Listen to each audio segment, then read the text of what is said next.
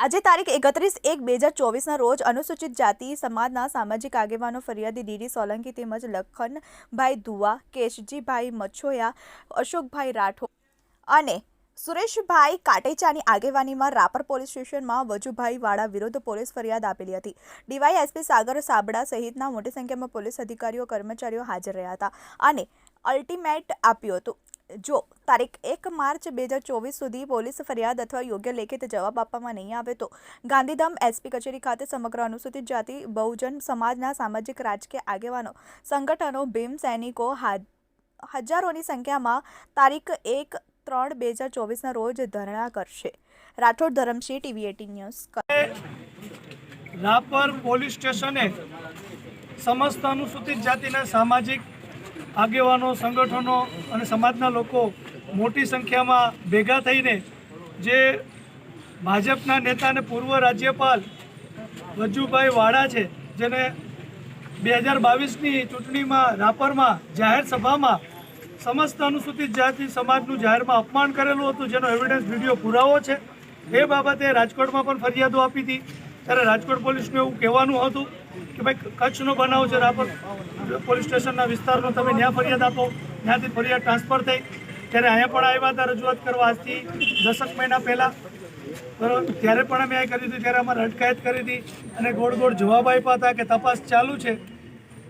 પછી અત્યારે પાછા અમે આજે તમામ સમાજના સંગઠનો આગેવાનો સાથે લેખિતમાં પાછી ફરિયાદ આપવા માટે આવ્યા છીએ કે ભાઈ રાપર પોલીસ સ્ટેશનમાં ફરિયાદ લેખિતમાં નથી આપી તો રાપર પોલીસ સ્ટેશન આપીએ, તો રાપર પોલીસ સ્ટેશનને ફરિયાદ આપીએ છીએ।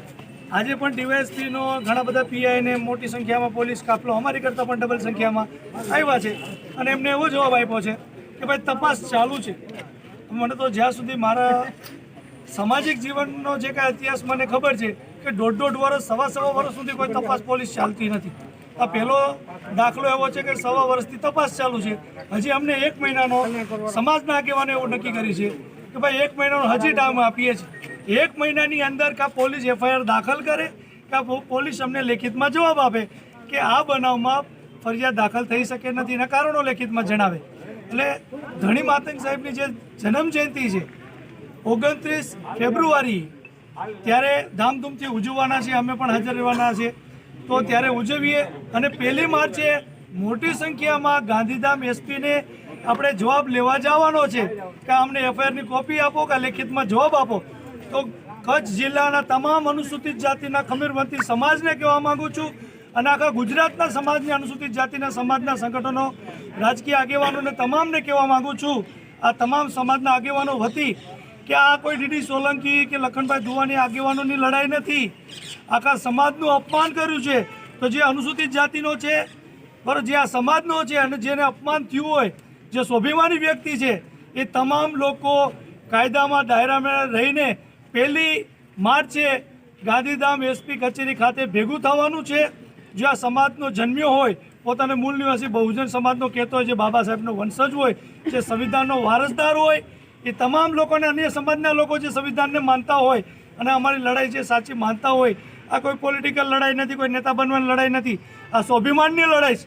તો કોઈ પણ મોટો નેતા બોલી શકે, કાલે ગલી ગતીનો નેતા કોઈ લુખ્ખો વ્યક્તિ પણ બોલી શકે છે। તો આ કાયદો સમાન છે, સંવિધાન તમામ માટે એક સરખું, કાયદા સમાન એક માટે તમામ માટે છે। એ જોવા જાણવા માટે આ ફરિયાદ કરવાની છે। તો તમામ લોકો ભેગા થાય, અમારી એવી વિનંતી ને આહ્વાન છે, મોટી સંખ્યામાં ભેગા થવાના છે 1 માર્ચે 2024। જય ભીમ, જય ભારત।